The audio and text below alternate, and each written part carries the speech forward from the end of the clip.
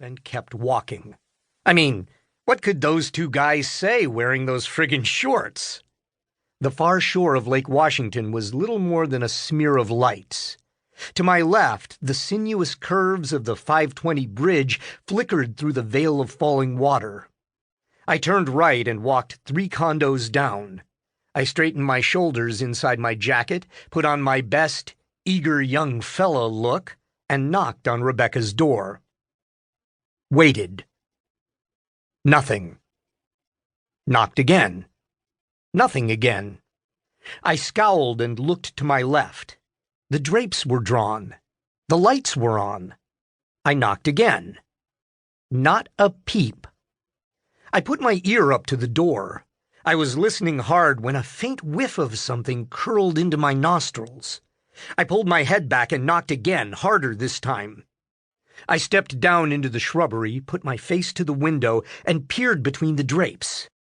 The only things visible were a section of carpet and the backside of the kitchen island. I knocked hard on the glass and waited. Nothing moved. I stepped back up onto the front porch and pounded on the door. Once again, no response. I pulled out my phone and dialed Rebecca's number, then leaned against the door and listened. And there it was, that song she used for a ringtone, some Patti Smith thing I hated. She had it set up to ring a couple of 1,000 times before it went to voicemail. I gritted my teeth and listened until it stopped. That was the moment when the hairs on the back of my neck began to rise. As King County's medical examiner, Rebecca was perpetually on call. She went nowhere without her phone. Ever. We made jokes about how she took the damn thing to the John with her and what it was like to have to talk to other people under those unseemly circumstances. My chest began to tighten. I set the flowers and candy on the porch, stepped back for leverage, and raised my foot.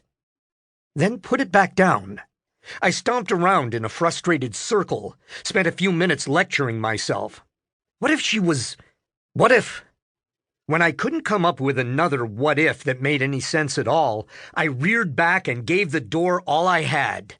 The door burst open and banged against the wall, telling me right away that the deadbolt hadn't been set, a security precaution I'd never known Rebecca to forget. Before I could move forward, a great burst of air came rushing from the interior. Cold air. Chemical air.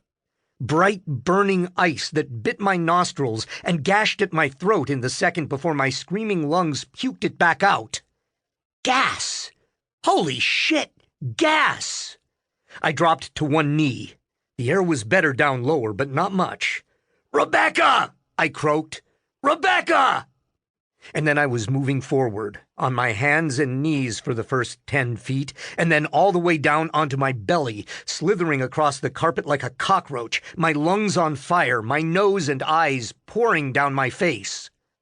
On the far side of the living room, I pushed myself to my feet, reached for the light switch, and then stopped my hand in midair as I had a sudden vision of the whole place erupting in a great ball of blue flame. I groaned and flopped back down onto the floor, where I vomited a couple of bags of airline peanuts onto the carpet and began crabbing forward on my elbows, swiveling my head as I moved along, trying to find her with eyes that felt like they were filled with splintered ice. As I rounded the kitchen island, my hands smacked onto the tile of the kitchen floor. "Rebecca!" I screamed again. Listened. And then, above the sound of my gasping breath, I heard it. A rush like water running in pipes. I spit a mouthful of bile and looked up, my eyes so wet and glassy I couldn't focus. So I bent all the way down to the floor and wiped them with my sleeve, looked up, and everything was green. Bright green.